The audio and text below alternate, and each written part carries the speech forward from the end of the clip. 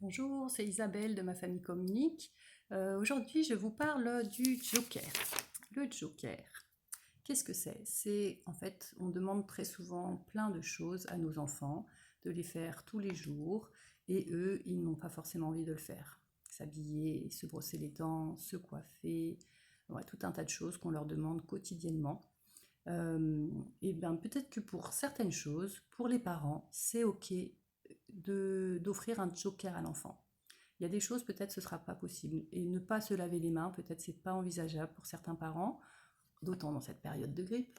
Mais peut-être que ne pas se brosser les dents une fois, c'est envisageable. Que ce soit une fois par semaine, une fois par mois, voilà, on peut envisager différentes fréquences. En fait, ce qu'il faut, c'est que ce soit juste pour vous et que en même temps, ça vienne nourrir chez l'enfant son besoin d'autonomie et de liberté, qu'il puisse décider aussi pour lui de certaines choses. Donc je vous mets un exemple ici. Donc ma fille Emma, on avait décidé ensemble, on en avait discuté, qu'elle avait le droit de ne pas se brosser les dents une fois par semaine. Donc on avait fait les jours de la semaine, lundi, mardi, etc. Et on a pris une carte d'un jeu de cartes, de joker, que l'on attache avec une pâte à fixe. Voilà. Et du coup, si elle ne se brosse pas les dents, par exemple, le samedi, eh bien, voilà, elle a mis ici, pardon, elle a mis ici que le samedi, elle ne s'est pas brossé les dents. Le joker est sur le samedi. Et la semaine suivante, eh ben, on repart à zéro. Et en fait, si elle a déjà mis son joker, par exemple ici, le mardi, eh bien, le reste de la semaine, elle ne peut plus l'utiliser. Donc, jusqu'au dimanche, elle se brossera les dents comme convenu. Et du coup, si elle me dit «Ah, mais je veux pas me brosser les dents», je dis «Bah viens, on va aller voir ton petit calendrier, viens voir.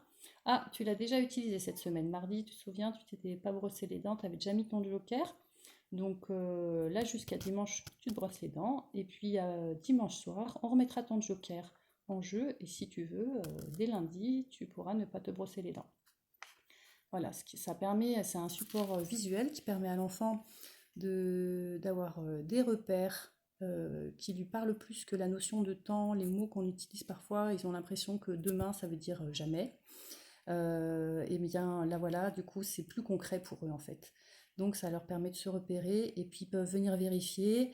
Et puis c'est pas l'adulte aussi qui dit forcément non, c'est on en a parlé ensemble, on va regarder sur le calendrier, on voit ce qui est, on voit, et c'est le calendrier qui dit qu'il s'est déjà brossé les dents, qu'il a déjà sauté un brossage des dents. Du coup, c'est pas forcément le parent qui dit si, je me souviens, hier, tu avais fait.